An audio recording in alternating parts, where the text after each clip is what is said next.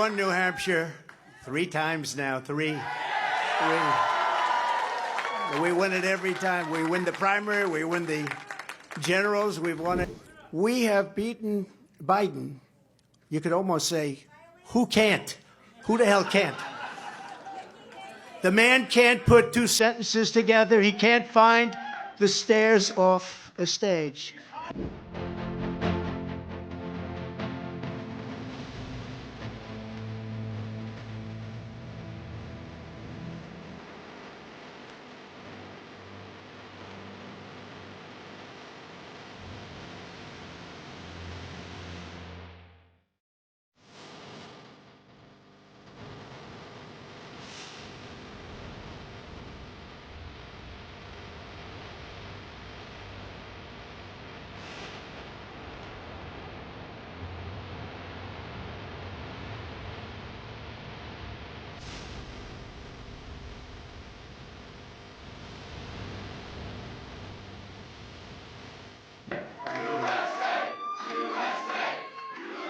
Well, I want to thank everybody. This is a fantastic state. This is a great, great state. You know, we won New Hampshire 3 times now. Three. We win it every time. We win the primary. We win the generals. We've won it, and it's a very, very special place to me. It's very important. If you remember, in 2016, we came here and we needed that win, and we won by 21 points, and it was great. And today, I have to tell you, it was very interesting because I said, wow, what a great victory. But then somebody ran up to the stage all dressed up nicely when it was at 7. But now I just walked up and it's at 14. But she ran up when it was 7. And, you know, we have to do what's good for our party. And she was up and I said, wow, she's doing like a speech like she won. She didn't win, she lost. And you know, last week we had a little bit of a problem, and if you remember, Ron was very upset because she ran up and she pretended she won Iowa. And I looked around, I said, didn't she come in 3rd? Yeah, she came in 3rd. And then I looked at the polls. She was talking about most winnability, who's going to win, and I had one put up. I don't know if you see it, but I have one put up. We've won almost every single poll in the last 3 months against crooked Joe Biden. Almost every poll. And she doesn't win those polls. And she doesn't win those. This is not your typical victory speech, but let's not have somebody take a victory when she had a very bad night. She had a very bad night. And you have the now very unpopular governor of this state. This guy, he's got to be on something. I've never seen anybody with energy. He's like hopscotch. And, you know, I'm watching this guy, and 2 weeks ago he said, we're going to win in the landslide, we're going to win. About 3 days ago he started saying, well, we want to do well. That's a big difference. But I walked out just now, we're 14 points up, and I don't know what it's going to be. But when she was up here, it was like 6 or 7. And, you know, with like 7% of the vote counted. Now, let me just tell you, we had an unbelievable week last week in Iowa. We set a record.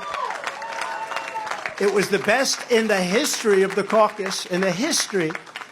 And I remember I sort of had the same feeling. I'm up and I'm watching, and I said, she's taking a victory lap. And we beat her so badly, she was... But Ron beat her also. You know, Ron came in 2nd and he left. She came in 3rd and she's still hanging around. The other thing, she only got 25% of the Republican votes. I don't know if you saw that. Tremendous numbers of independents came out because in this state, because you have a governor that doesn't frankly know what the hell he's doing in this state, in the Republican primary, they accept Democrats to vote. In fact, I think they had 4,000 Democrats before October 6th. They already voted.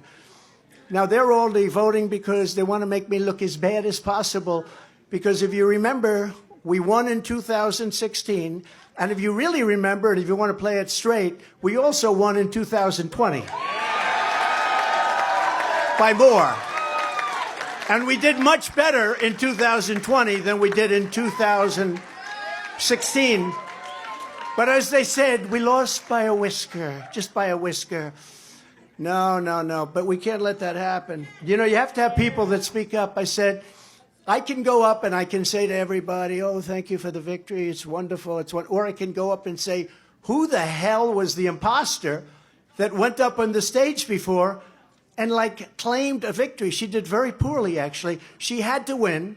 The governor said, she's going to win, she's going to win, she's going to win. Then she failed badly. Now I have here, if he promises to do it in a minute or less, but the only person more angry than, let's say me, but I don't get too angry, I get even. The only person, because he was there, and he did fantastically well, by the way, and then he endorsed me. And we don't have to talk about Tim Scott, who, by the way, just got engaged, we have to tell you. And that's more important than all of this stuff.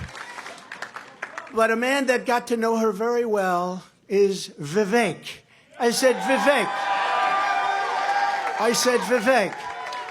go up and say a few words about it. He has to do it in 1 minute or less. And then we're going to just say, we had one hell of a night tonight. And one other thing, before Vivek comes, do you see that poll? We're going to put it up. We have beaten Biden. You could almost say, who can't? Who the hell can't? The man can't put two sentences together. He can't find the stairs off a stage. So this is an evening that I will not forget because it's the third time. But more importantly, I think it's going to be the most important time. We won both. It was, I think somebody said you rarely, if you win both, they've never had a loser. Let me put it that way. When you win Iowa and you win New Hampshire, they've never had a loss. There's never been. So we're not going to be the first, I can tell you. And I just do want to reiterate the polls. We're way up on everybody. We're way up on Biden. And over the last couple of months, if you check, and you have to remember, in 2016, they were saying, oh, what does he know about elections? He's not going to win. He can't win. He can't. Well, we won. And we got millions, and you can check this, and I hope the cameras don't turn off because they hate this, but we got millions and millions of more votes the second time. Right, Mr. Congressman? Millions and millions of more votes. And but we had COVID, and they used COVID to cheat, and they did a lot of other things, too. We're not going to let that happen. And that's still going along. We don't forget. You can never forget history, because if you forget, you never recover from it, and you repeat, and we're not going to repeat.